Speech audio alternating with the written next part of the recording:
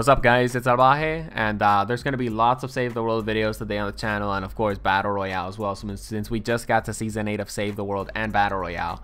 And I just want to let you guys know, in this video we're going to be going over the most important stuff, in my opinion, when it comes down to the 8.0 update. There will be spoilers ahead, you have been warned. Let's get started. So, Love Storm, it's going to be the brand new event in Season 8, and we didn't really get a lot of information about it in this blog post. So yeah, apparently like lobbers are throwing their gas and they're making people fall in love or something like that. That's basically what I read in this blog post. So it's alright, it's okay. I'm going to be making a video on this eventually. Plankertown is getting a visual update, like when it comes down to all of the forest type areas. So of course the forest type areas should be looking like this, and of course the new lakeside biome is available in Plankertown as well. I will be, of course, making a video on that, so be on the lookout for that. There's a new mission type called Eliminate and Collect, and basically what you do in this mission type is you eliminate husks, you collect husk data, and you, of course, do randomized bonus objectives. Sounds like a fun time, and the best part about it is, that's right, it's only a 10-minute mission. Exactly what we needed in Fortnite Save the World. They drastically increased the hero and schematic XP that you're going to be getting in Plankertown, Canny Valley, and Twine Peaks. Twine Peaks, you're going to be getting 4 times the amount of hero and schematic XP. Canny Valley, 3 times the amount of hero and schematic XP. And of course, Plankertown, 2 times the amount of hero and schematic XP. When it comes down to Survivor XP, you're going to be getting 3 times the amount of Survivor XP in Plankertown, 4.5 the amount of Survivor XP in Canny Valley, 6 times the amount of Survivor XP in Twine Peaks. What does this mean for you, the casual Save the World player, or just someone that likes playing Save the World? That means less grinding, more fun, and more doing.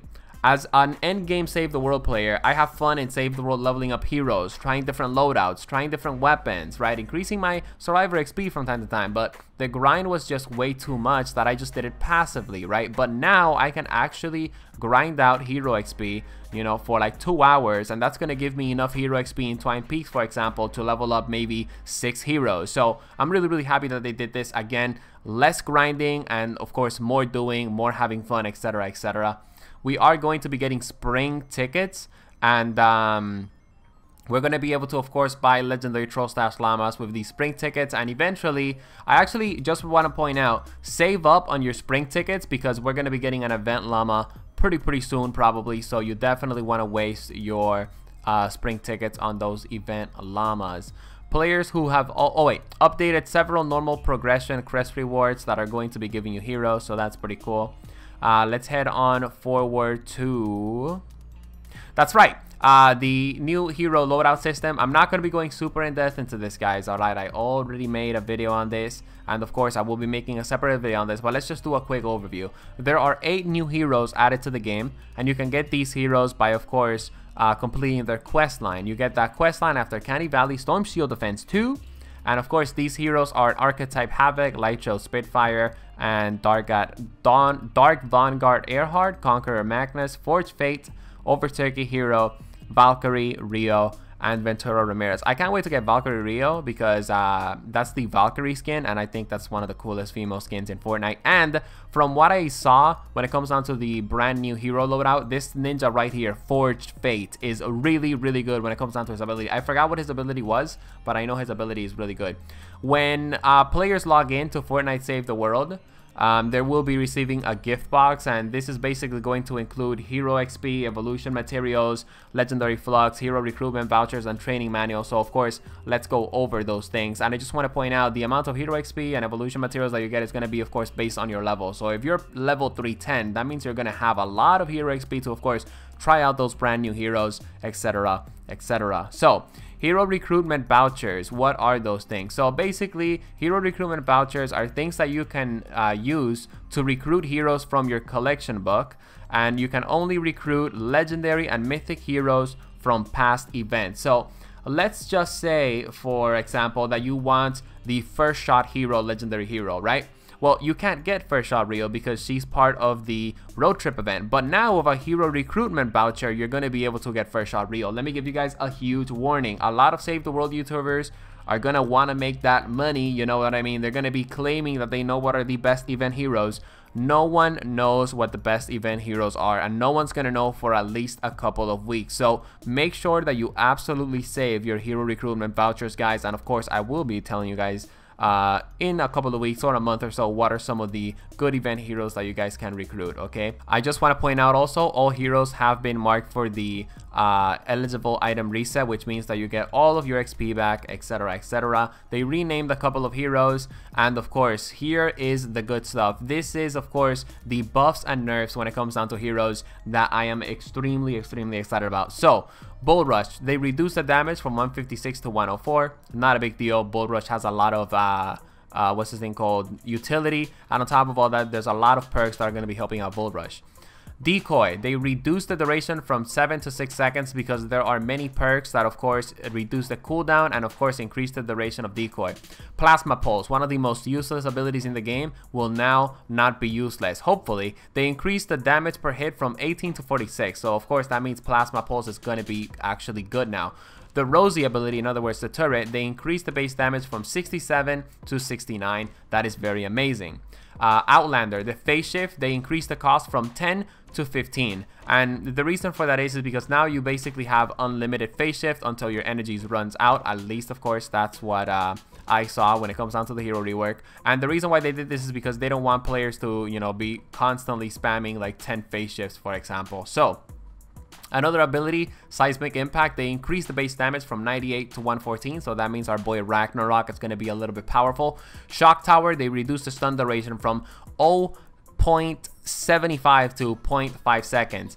Teddy, they actually nerfed the Teddy. I can't believe they did this, but at the same time, it makes sense, right? It was just too easy just throwing down Teddy and letting the Teddy do all the work for you. I know it because I did it multiple times on V-Buck missions. They reduced the damage per hit from 16 to 13, and basically this is going to make Outlanders more viable. I'm really glad they did that, honestly. I'm not complaining, and that comes from a guy that played a lot of Enforcer Outlander.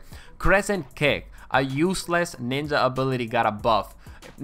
Increased base damage from 61 to 121, increased impact from 750 to 800, and reduced the stun duration to of course 2.5 seconds. So basically that means Crescent Kick is actually going to be viable now, hopefully. Dragon Slash, an extremely powerful ability, got a buff from 94 base damage to 115 base damage. And keep in mind, guys, these numbers will multiply with our tech, for example. So let's say that your Dragon Slash did 30,000, now it can do like, I don't know, 45,000. You know, that's an example. Kunai Storm, another useless ninja ability, got a buff, so that's pretty amazing. Increased the base damage from 128 to of course 184.